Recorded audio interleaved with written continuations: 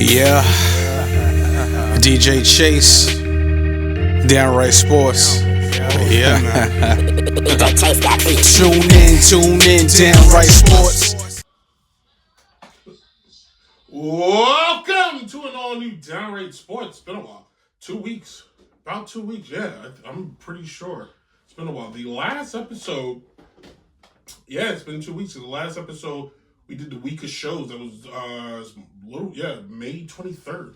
Hello, everybody. Welcome to an all-new Downright Sports. I am your host, the Notorious Sports Critic, Brent Reid. And if you've never listened to Downright Sports before, well, it's a sports show for sports fans, for all you sports fans out there. Talk to you guys by a sports fan. And we're here on the one and only DJ Chase Radio and the DJ Chase Radio app, which you should subscribe to right now and download if you haven't. If you're listening to the show on the podcast and you want to hear more music, more different forms of entertainment, well, go to DJ Chase Radio and enjoy.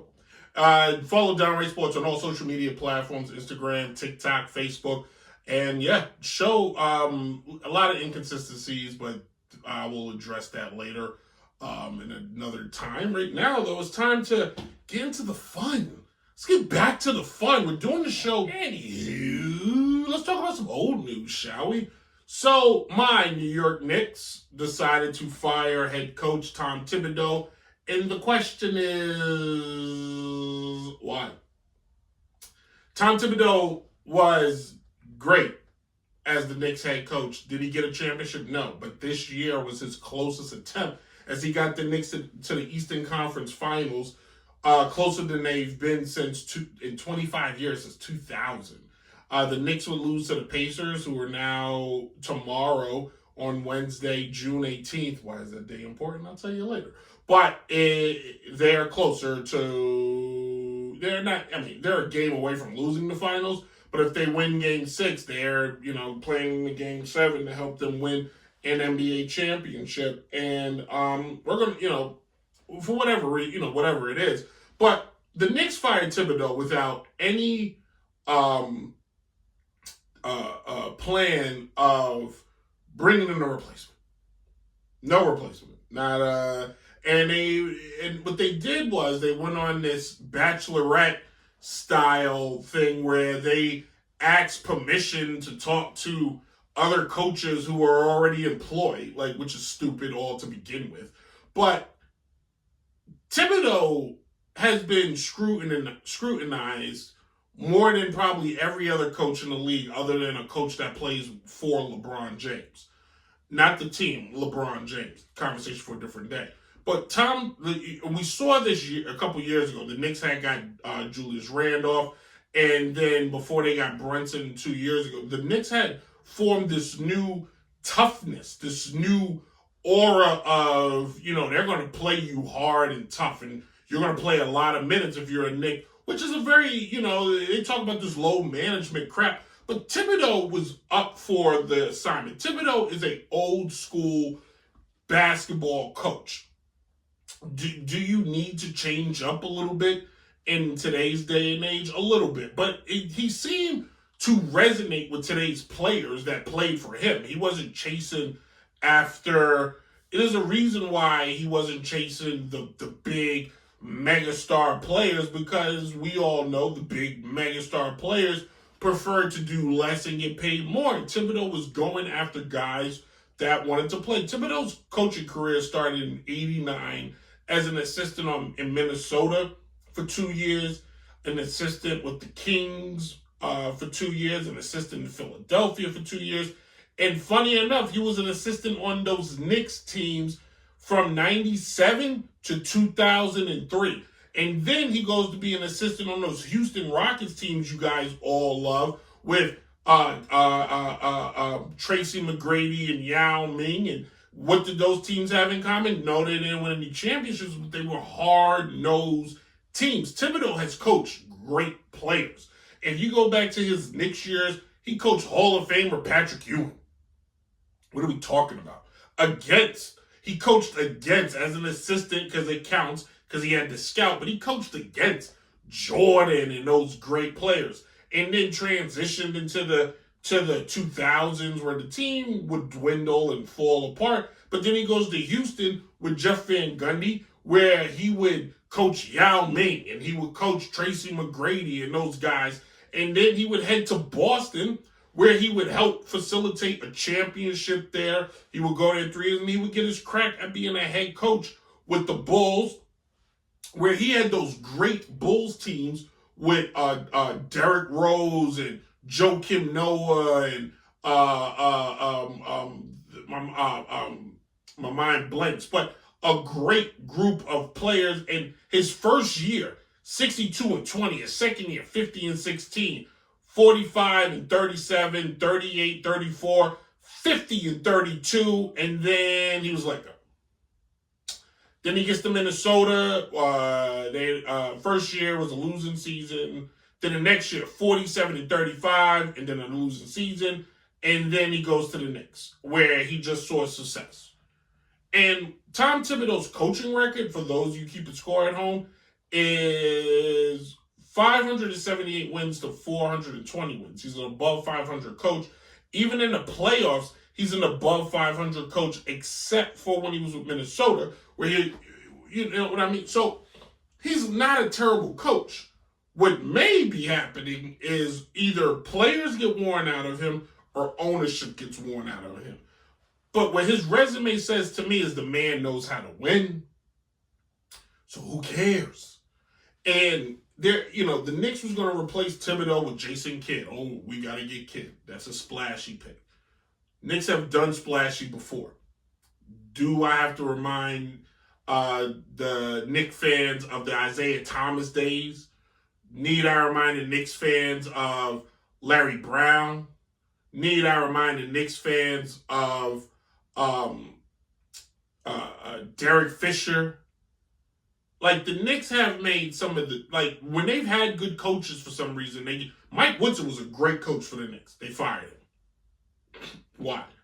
And then after Mike Woodson, it wasn't until Tom Thibodeau where they got a better coach. So the question is, who will the Knicks go after? Now, funny to me, the Knicks is chasing guys who are employed, but they won't go after coaches that have success. Why is that? Well, let's find out.